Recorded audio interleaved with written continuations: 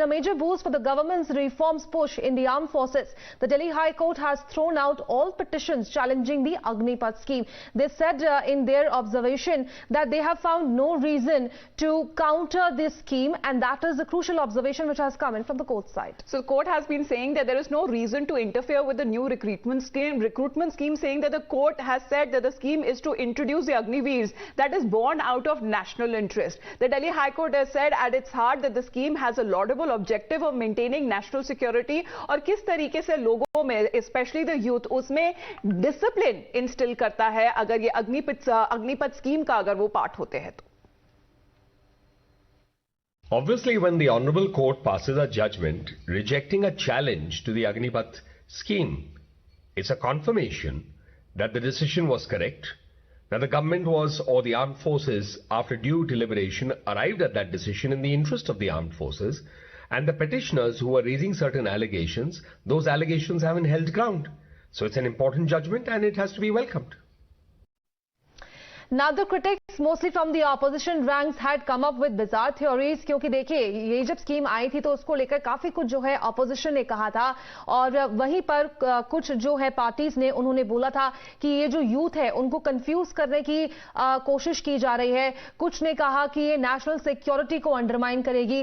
कुछ पार्टीज ने ये भी अलेज किया कि ये एक पॉलिटिकल मोटिव है, इसीलिए ये स्कीम लाई गई.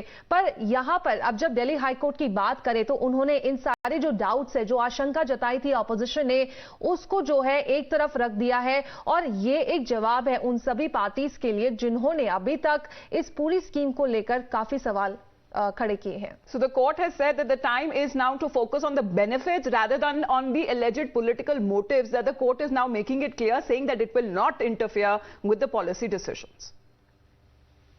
दिल्ली हाई कोर्ट का फैसला अग्निवीर स्कीम के सपोर्ट में आया है.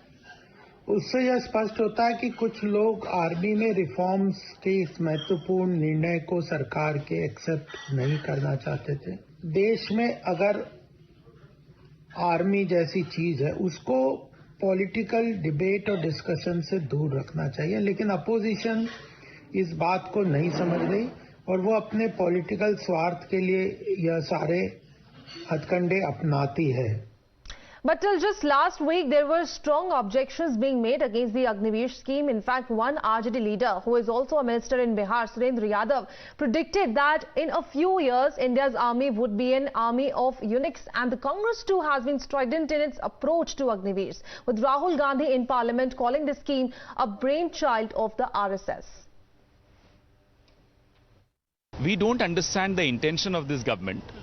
Forget the promises that they made of providing 16 crore jobs in 8 years. Now they are asking the country to be satisfied with 10 lakh jobs, out of which only 25% would be regularized, the rest would be asked to go back home. These people will have training in arms, will have a license of a gun or a pistol, and then they will be set free in the society.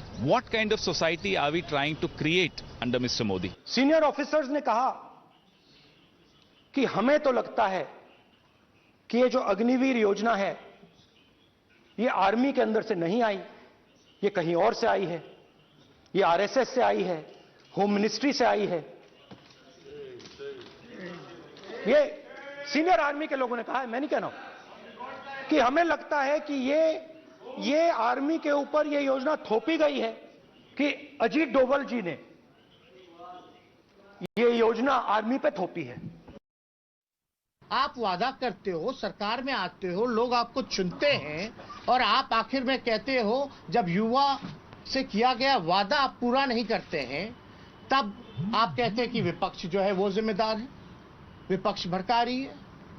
अरे भाई, बिहार में भी उन्हीं की सरकार है, हर जगह आप देख रहे हैं कि भाई सब लोग जो है आक्रोशित हैं. ठीक आज से 8.5 साल के बाद देश का नाम आवेगा हिजड़ों के फौज में, हिजड़ों का फौज. ये मैं बोलता हूँ.